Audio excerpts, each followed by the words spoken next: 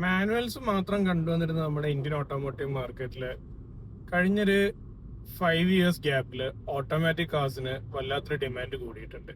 For Indian automotive market, there are plenty of automatic transmissions, and we are going to discuss about DCT or DSG, dual clutch transmission or direct shift gearbox എന്ന് പറയുന്ന ട്രാൻസ്മിഷന് ഒരു high demand Indian മാർക്കറ്റിൽ കണ്ടുവരുന്നുണ്ട്. So what is DSG or DCT? രണ്ട് clutch system വെച്ചിട്ട് work ചെയ്യുന്ന ഒരു automatic ട്രാൻസ്മിഷനാണ്. ഒരു ക്ലച്ച് ഓഡ് ഗിയേഴ്സിനും ഒരു ക്ലച്ച് ഈവൻ ഗിയേഴ്സിനും വേണ്ടിയിട്ട് യൂസ് ചെയ്യുന്നതാണ്. ഇതിന്റെ അഡ്വാൻറ്റേജ് എന്ന് പറഞ്ഞാൽ ഗിയർ ഷിഫ്റ്റിൽ ഉണ്ടാകുന്ന ലാഗോ കാര്യങ്ങളോ ഒന്നും തന്നെ നമുക്ക് അറിയത്തേയില്ല.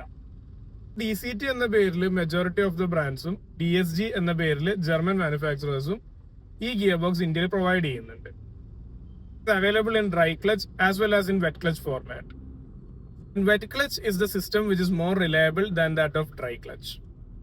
ഗിയർ ക്ലച്ചസിന്റെ ലൂബ്രിക്കേഷൻ ഓൾവേസ് നടന്നുകൊണ്ടിരിക്കുന്ന ഒരു കൈൻഡ് ഓഫ് ട്രാൻസ്മിഷൻ ആണ് വെറ്റ് ക്ലച്ച് എന്ന് വിളിക്കുന്നത്.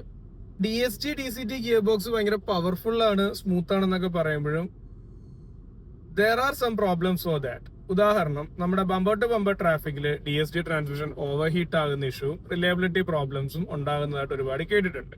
If you are planning to buy a car as a city commute, DSG അത്ര റെക്കമെൻഡബിൾ അല്ല. But if you are having highway runs and you're more focused to performance, DSG is the better buy. These are my views on dual clutch transmission, direct shift gearbox.